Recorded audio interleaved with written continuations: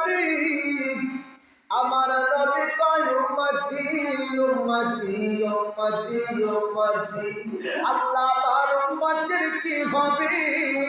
আল্লাহ কয় বন্ধু টেনশন নাই তোমার উম্মতের জন্য দিলাম 50 ওয়াক্ত নামাজ আমার আল্লাহ তোমার নবী কয় আল্লাহ 50 ওয়াক্ত তো পারবে না আল্লাহ কয় 50 এর কাছে মাইনাস করে দিলাম 5 আমার আল্লাহ দয়াল নবীকে দিলেন 5 নবী আমার পর খুশি হইয়া যায় আল্লাহ কয় মাইয়ুতির রাসূল ফাকাদ আতা আল্লাহ